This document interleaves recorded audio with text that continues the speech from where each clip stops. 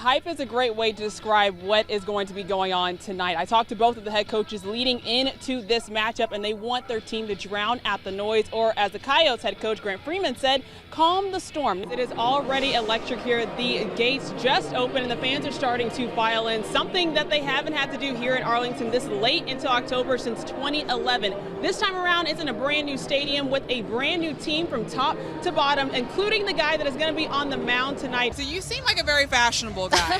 Okay, I want to talk about the fashion on the field. Has there been a combo in the uniform that you love this year, or one that you probably want to see? Now, the Dallas Cowboys were this close to a stunning comeback against the Philadelphia Eagles on Sunday, but even with the Eagles' 56 yards of penalties, it was not enough. On the night of the game, the UIL and a member from each school represented in District 3-4A received an email stating that a former Grand player who now plays at Hershey did not live in the correct attendance zone. Western State football was picked to finish 4th in the Lone Star Conference preseason polls. 2023 will look a lot different for the Mustangs because half of the roster is made up of underclassmen. Texas Rangers front office staff is hoping that this is a fresh new start for this team because they got a lot of new faces in the offseason on the field and in the coaching staff. Now, some of the fans are going to get to see that new face today with Cy Young winner Jacob deGrom making his 4th opening day start. Texas able to snag him on a 5-year, $185 million deal in free agency since he did not sign with the Mets. And new manager Bruce Bochy has been impressed with what they've seen from deGrom so far, even calling him one of the elite pitchers in the game. It's an honor for him. You know how humble he is. We think he's good to go. We have the day off after opening day, so we can cover him. We're not looking for him to take us, real deep in the game or anything. So.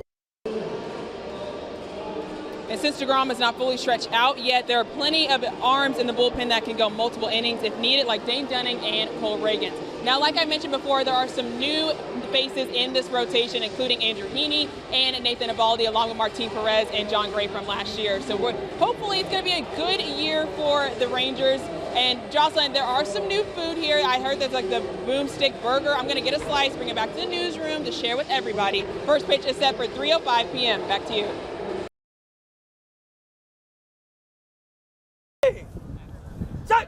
As Hershey's head football coach, Lawrence Johnson was building his staff for the season.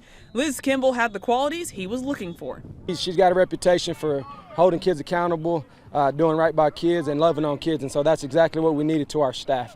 He's given me duties that I've taken on for Thartle. Coach Kimball has over 20 years of coaching under her belt, from baseball to volleyball. While it's her first year coaching football, it's not her first year coaching boys athletics. I've been on the boys' side with baseball the last 2 years. It'll be my 3rd year.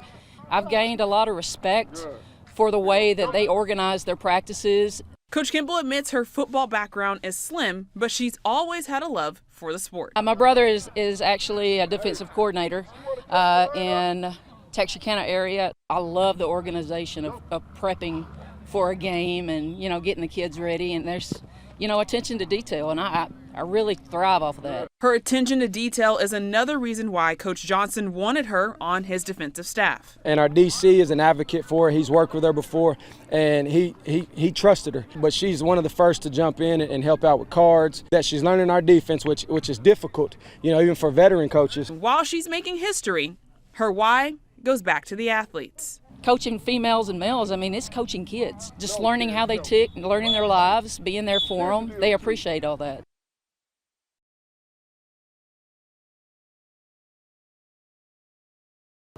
(1957), the last time the Old High baseball team has made it past the 3rd round of playoffs. Being able to come this far from even just where we started, started off pretty rough. Now the 2023 Coyotes can add their names to the history books. I'm happy for the school and happy for the community that it's something that we can all be proud of again, is what the product we're putting on the field. And it has come with some notable recognition. I feel like a celebrity now. People walk up to me that I don't even know, and they're like, hey, I saw you pitch, and I'm like, yeah, I did. For this year's team, experience was the key for success. We're all connected now, After all these years, we're finally playing as a team. We're putting everything together that we've worked so hard for, and it's really paying off. That hard work is on display in a number of areas, especially in pitching. The two starting pitchers, Blake Vandenberg and TJ McCraw, have helped the Coyotes stay in games, but most importantly, both have a 2.5 ERA on the season. I think both are deceptive, and they both do a really good job of mixing up their pitches. They're doing what they can, making sure they're on their A game every time. But that's not to say the offense hasn't done their share.